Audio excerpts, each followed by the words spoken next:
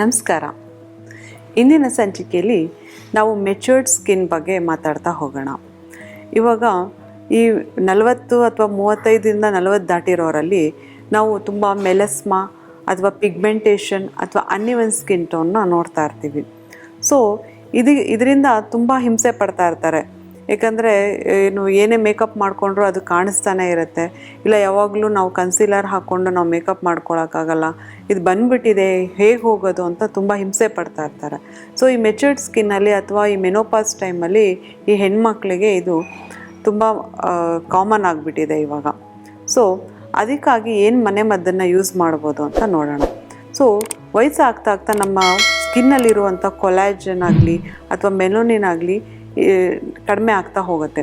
ಇದರಿಂದ ನಮಗೆ uneven skin tone ಮತ್ತು ಮುಖ ಜೋತ್ ಬೀಳೋದು ಇದೆಲ್ಲ ತುಂಬ ಕಾಮನ್ ಆಗಿಬಿಟ್ಟಿರುತ್ತೆ.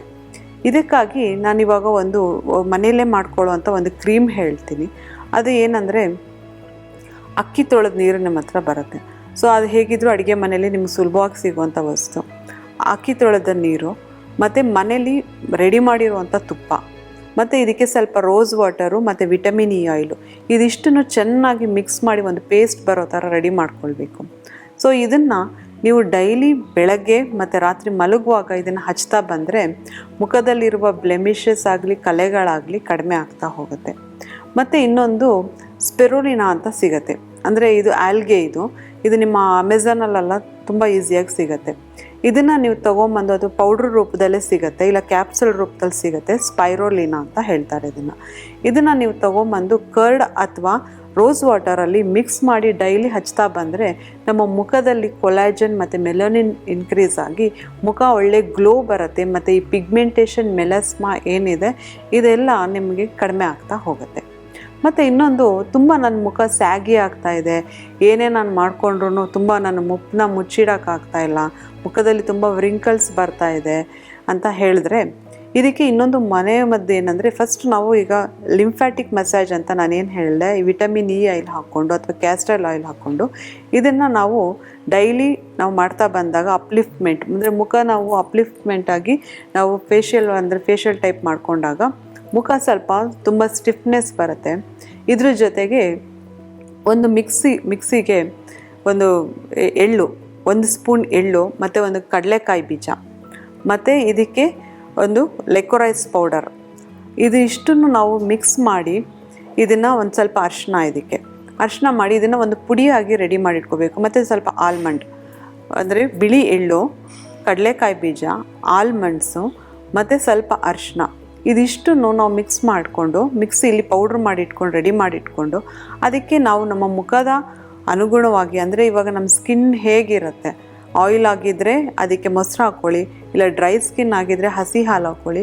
ಇದನ್ನು ಮಿಕ್ಸ್ ಮಾಡಿ ಡೈಲಿ ಒಂದು ಅರ್ಧ ಗಂಟೆ ಮುಖದ ಮೇಲೆ ಹಚ್ಚಿ ಒಣಗಿದ ಮೇಲೆ ನಾವು ಸ್ಕ್ರಬ್ ಮಾಡಿ ತೆಗೆಯೋದ್ರಿಂದ ನಮ್ಮ ಮುಖ ಒಳ್ಳೆ ಗ್ಲೋ ಬರುತ್ತೆ.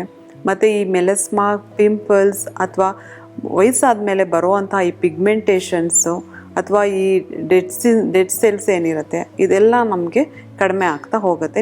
ರಿಸಲ್ಟ್ಸ್ ನೀವು ತುಂಬ ಬೇಗನೆ ನೋಡ್ಬೋದು. ಇದೆಲ್ಲ ಒಂದು ವಾರದಲ್ಲಿ ಸಿಗುವಂಥ ರಿಸಲ್ಟ್ಸು. ಮತ್ತು ಇನ್ನೊಂದು, ಈ ನಾವು ಬ್ಯೂಟಿ ಪಾರ್ಲರ್ ಅಥವಾ ಒಂದು ಸ್ಕಿನ್ ಇದರಲ್ಲಿ ಹೋಗಿಬಿಟ್ಟು ನಾವು ಮೈಕ್ರೋಡರ್ಮಾ ಅಬ್ರೇಷನ್ ಅಂತ ಮಾಡಿಸ್ಕೋತೀವಿ. ಎಲ್ಲರಿಗೂ ಇದನ್ನು ಅಫೋರ್ಡ್ ಮಾಡೋಕ್ಕಾಗೋದಿಲ್ಲ. ಸೊ ಮನೇಲೇ ಒಂದು ಈ ಮೈಕ್ರೋಡರ್ಮಾ ಅಬ್ರೇಷನ್ ಬದಲಾಗಿ ನಾವು ಏನು ಮಾಡ್ಕೋಬೋದು ಅಂದರೆ ಕ್ಯಾಸ್ಟರ್ ಆಯಿಲ್ ತೊಗೋಬೇಕಾಗುತ್ತೆ. ಕ್ಯಾಸ್ಟರ್ ಆಯಿಲ್ಗೆ ಬೇಕಿಂಗ್ ಸೋಡಾನ ಮಿಕ್ಸ್ ಮಾಡಬೇಕಾಗತ್ತೆ. ಅಂದರೆ ಒಂದೇ ಪ್ರೊಪೋರ್ಷನೇಟ್, ನೀವು 1 ಸ್ಪೂನ್ ಕ್ಯಾಸ್ಟ್ರಾಲ್ ಆಯಿಲ್ ತೊಗೊಂಡ್ರೆ, ಅಂದರೆ ಹರಳೆಣ್ಣೆ ತೊಗೊಂಡ್ರೆ ಅದಕ್ಕೆ 1 ಸ್ಪೂನು ನೀವು ಬೇಕಿಂಗ್ ಪೌಡ್ರ್ ಅಂದರೆ ಬೇಕಿಂಗ್ ಸೋಡಾ ತೊಗೋಬೇಕಾಗತ್ತೆ.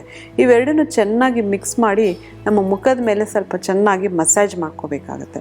ಈ ಮಸಾಜ್ ಮಾಡ್ಕೊಂಡಾಗ ಈ ಡಾರ್ಕ್ ಸರ್ಕಲ್ಲು ಮತ್ತು ಪಿಗ್ಮೆಂಟೇಷನ್ ಅಥವಾ ಡಾರ್ಕ್ ಸ್ಪಾಟ್ಸ್ ಅಂತ ಏನು ಹೇಳ್ತೀವಿ ಇದೆಲ್ಲ ಹೋಗಿ, ಡೆಡ್ ಸೆಲ್ಸ್ ಎಲ್ಲ ಹೋಗಿ ನಿಮಗೆ ಇಮಿಡಿಯೇಟ್ ಗ್ಲೋ ಕಾಣಿಸುತ್ತೆ. ಇದನ್ನು ಹೇಗೆ ತೊಳ್ಕೊಬೇಕಂದ್ರೆ ಸ್ವಲ್ಪ ಬೆಚ್ಚಗಿರೋ ನೀರಲ್ಲಿ ತೊಳೆದು ಸ್ವಲ್ಪ ಕಡಲೆ ಹಿಟ್ಟು ಹಾಕಿ ನೀವು ಮುಖ ತೊಳ್ಕೊಂಡಾಗ ನೀವು ಇಮಿಡಿಯೇಟ್ ಗ್ಲೋ ಇದನ್ನು ನೀವು ನೋಡ್ಬೋದು. ಹಾಗೆ ಇದುವರೆಗೂ ಪಿಂಪಲ್ಸ್ಗಾಗಲಿ ಅಥವಾ ಪಿಗ್ಮೆಂಟೇಷನ್, ಮೆಲಸ್ಮಾ, ಡಾರ್ಕ್ ಸ್ಪಾಟ್ಸ್ ಕೇಳಿದ್ವಿ. ಹಾಗೆ ನನ್ನ ಸ್ಕಿನ್ ಬ್ರೈಟ್ನಿಂಗ್ ಆಗಬೇಕಂತ ಕೂಡ ಕೇಳ್ತೀರಾ. ಸ್ಕಿನ್ ಬ್ರೈಟ್ನಿಂಗೋಸ್ಕರ ಏನು ಮಾಡ್ಬೋದಂದರೆ ಆವಾರಂಪು ಅಂತ ಸಿಗುತ್ತೆ. ಅಥವಾ ಆವರಕ್ಕೆ ಹೂವು ಅಂತ ಅದ್ರ ಪೌಡ್ರ್ ಸಿಗುತ್ತೆ ನಿಮಗೆ. ಅದು ಮತ್ತು ಲಿಕೊರೈಸ್ ಪೌಡರು, ಅದನ್ನು ನಾವು ರೋಸ್ ವಾಟರ್ ಅಥವಾ ಮೊಸರಲ್ಲಿ ಕಲಿಸಿ ಹಚ್ತಾ ಬಂದರೆ ಸ್ಕಿನ್ ಇಮಿಡಿಯೇಟ್ ಗ್ಲೋ ಸಿಗುತ್ತೆ. ನೀವು ಯಾವುದೋ ಫಂಕ್ಷನ್ಗೆ ಹೋಗಬೇಕಾಗಿರುತ್ತೆ, ನೀವು ಪಾರ್ಲರ್ಗಾಗಲಿ ಅಥವಾ ಎಲ್ಲೋ ಆಚೆ ಹೋಗಿ ನೀವು ಫೇಶಿಯಲ್ ಮಾಡಿಸ್ಕೊಂಡು ಬರೋಷ್ಟು ನಿಮ್ಗೆ ಟೈಮ್ ಇರೋದಿಲ್ಲ.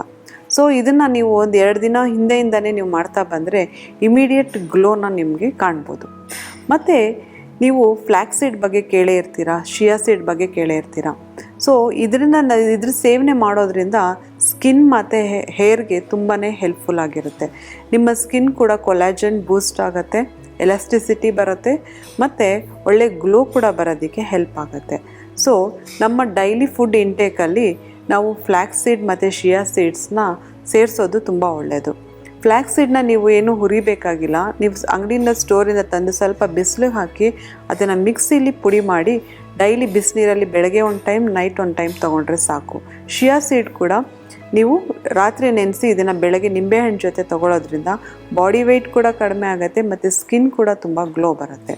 ಇದಲ್ಲದೆ ನಮ್ಮ ಅಡುಗೆ ಮನೆಯಲ್ಲೇ ಸಿಗುವಂಥ ಸುಮಾರು ನಾವು ಸೀಡ್ಸ್ ಅಂತ ಹೇಳ್ತೀವಿ, ಯಾವುದಂದರೆ ಫ್ಲ್ಯಾಕ್ಸ್ ಸೀಡ್, ಶಿಯಾ ಸೀಡ್, ಮತ್ತು ಸನ್ಫ್ಲವರ್ ಸೀಡ್ಸ್, ಮತ್ತು ಪಂಪ್ಕಿನ್ ಸೀಡ್ಸ್, ಮೆಲನ್ ಸೀಡ್ಸ್, ಇದನ್ನೆಲ್ಲ ನಾವು ಡೈಲಿ ತೊಗೊಳ್ತಾ ಬಂದರೆ ಇದೇ ನಾನು ಹೇಳ್ದಂಗೆ ಸ್ಕಿನ್ ಅಥವಾ ಮತ್ತು ಹೇರ್ಗೆ ತುಂಬಾ ಇಂಪ್ರೂವ್ ಆಗುತ್ತೆ. ನಿಮ್ಮ ಹೇರ್ ಫಾಲ್ ಆಗ್ತಾಯಿದ್ರೆ ಹೇರ್ ಫಾಲ್ ಕೂಡ ನಿಮಗೆ ದಿನಕ್ರಮೇಣ ಕಡಿಮೆ ಆಗ್ತಾ ಬರುತ್ತೆ. ನೀವೊಂದು 2-3 ದಿನದಲ್ಲೇ ಇದರ ರಿಸಲ್ಟ್ ನೋಡ್ಬೋದು. ಮತ್ತು ಕೂಡ ಹಾರ್ಮೋನ್ಸ್ ಕೂಡ ಇದು ತುಂಬ ಒಳ್ಳೆಯದು.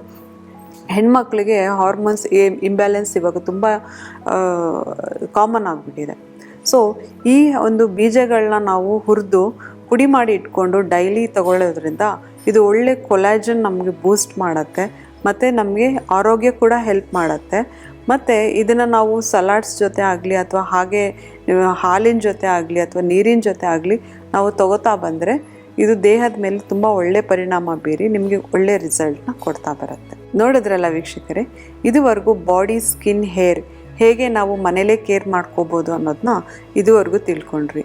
ಇನ್ನು ಮುಂದಿನ ಸಂಚಿಕೆಯಲ್ಲಿ ಮತ್ತಷ್ಟು ಇನ್ಫಾರ್ಮೇಷನ್ ಜೊತೆಗೆ ಬರ್ತೀನಿ. ಅಲ್ಲಿವರೆಗೂ ನಮಸ್ಕಾರ.